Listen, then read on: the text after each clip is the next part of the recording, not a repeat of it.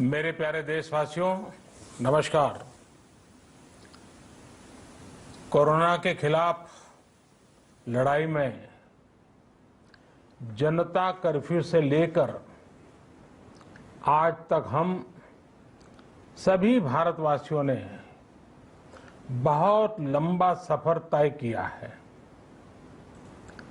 समय के साथ आर्थिक गतिविधियों में भी धीरे धीरे तेजी नजर आ रही है। हम में से अधिकांश लोग अपनी जिम्मेदारियों को निभाने के लिए, फिर से जीवन को गति देने के लिए रोज घरों से बाहर निकल रहे हैं। त्योहारों के इस मौसम में बाजारों में भी रौनक धीरे धीरे लौट रही है, लेकिन हमें ये भूलना नहीं है कि लॉकडाउन भले चला गया हो, वायरस नहीं गया है। बीते 7-8 महीनों में प्रत्येक भारतीय के प्रयास से भारत आज जिस संभली हुई स्थिति में है, हमें उसे बिगड़ने नहीं देना है और अधिक सुधार करना है।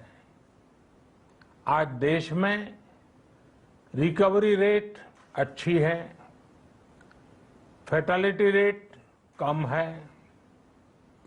भारत में जहां प्रति 10 लाख जनसंख्या पर करीब 5,500 लोगों को कोरोना हुआ है, वहीं अमेरिका और ब्राजील जैसे देशों में ये आंकड़ा 25,000 के करीब है। भारत में प्रति 10 लाख लोगों में मृत्यु दर 83 है, जबकि अमेरिका, ब्राजील, स्पेन, ब्रिटेन जैसे अनेक देशों में ये आंकड़ा 600 के पार है। दुनिया के साधन संपन्न देशों की तुलना में भारत अपने ज्यादा से ज्यादा नागरिकों का जीवन बचाने में सफल हो रहा है।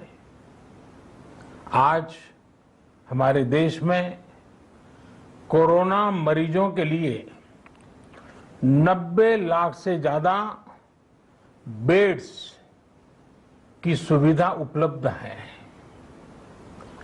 12,000 क्वारंटाइन सेंटर्स है। कोरोना टेस्टिंग की करीब 2,000 लैब्स काम कर रही है। देश में टेस्ट की संख्या जल्द ही 10 करोड़ के आंकड़े को पार कर जाएगी।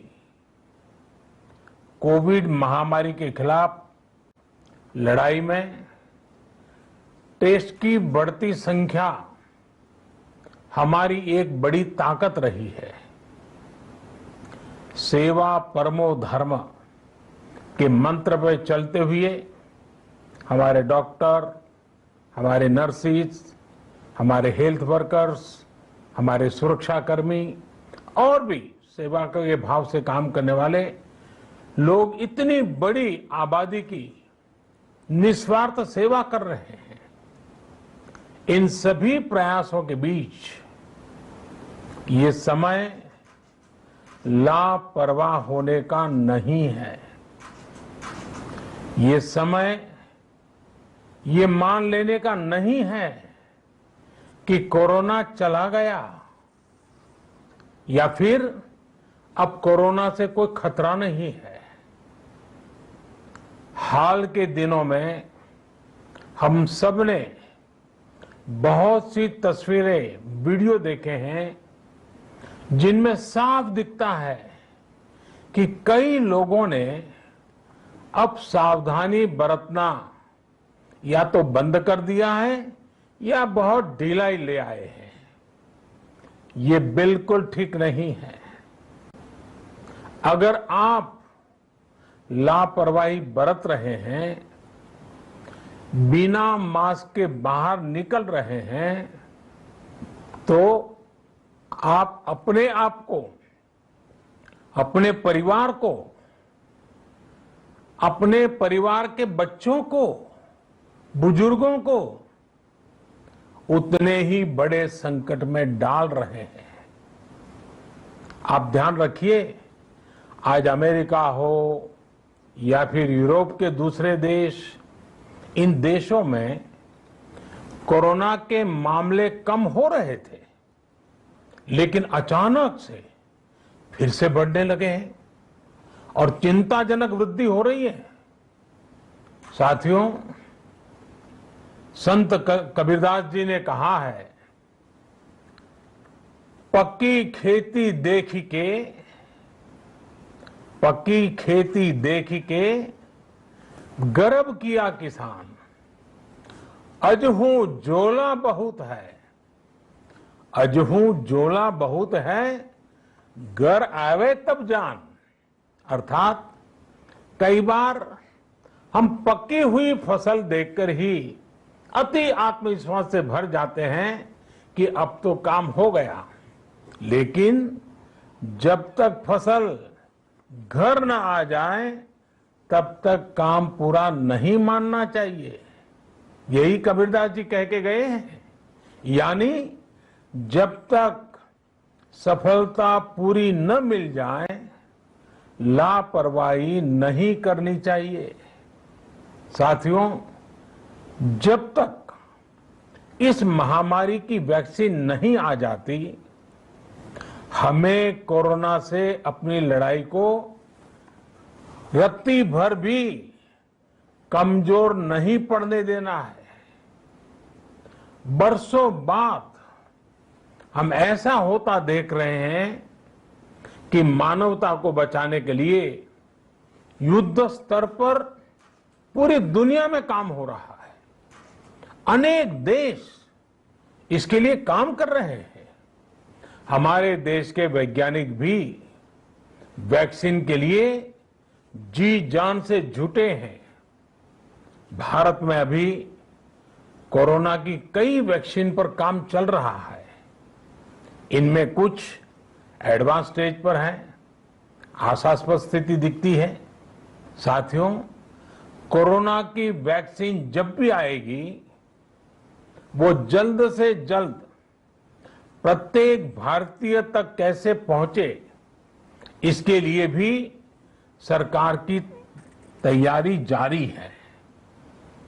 एक एक नागरिक तक वैक्सीन पहुंचे, इसके लिए तेजी से काम हो रहा है। साथियों, रामचरितमानस में बहुत ही शिक्षाप्रद बातें हैं, सीखने जैसी बातें हैं, लेकिन साथ साथ अनेक प्रकार की चेतावनियां भी हैं। जैसे रामचरितमानस में बहुत बड़ी बात कही गई है, रिपु रुज पावक पाप, रिपु रुज पावक पाप, प्रभु अहि गनीय न छोट करी। अर्थात आग, शत्रु, पाप यानी कि गलती और बीमारी, इन्हें कभी छोटा नहीं समझना चाहिए। जब तक इनका पूरा इलाज न हो जाए, इन्हें हल्के में नहीं लेना चाहिए। इसलिए याद रखिए, जब तक दवाई नहीं, तब तक ढिलाई नहीं। त्योहारों का समय हमारे जीवन में खुशियों का समय है, उल्लास का समय है। एक कठिन समय से निकलकर हम आगे बढ़ रहे हैं। थोड़ी सी लापरवाही हमारी गति को रोक सकती है, हमारी खुशियों को धूमिल कर सकती है। जीवन की जिम्मेदारियों को निभाना और सतर्कता, ये दोनों साथ साथ चलेंगे, तभी जीवन में खुशियां बनी रहेगी। 2 गज की दूरी, समय समय पर साबुन से हाथ धुलना और मास्क लगाना, इसका ध्यान रखिए। और मैं आप सबसे करबद्ध प्रार्थना करता हूं, आपको मैं सुरक्षित देखना चाहता हूं, आपके परिवार को सुखी देना चाहता हूं। ये त्योहार आपके जीवन में उत्साह और उमंग भरे, ऐसा वातावरण चाहता हूं।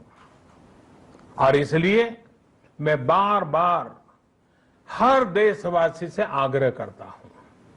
मैं आज अपने मीडिया के साथियों से भी, सोशल मीडिया में जो सक्रिय हैं उन लोगों से भी बड़े आग्रह से कहना चाहता हूं कि आप जागरूकता लाने के लिए, इन नियमों का पालन करने के लिए जितना जन जागरण अभियान करेंगे, ये आपकी तरफ से देश की बहुत बड़ी सेवा होगी।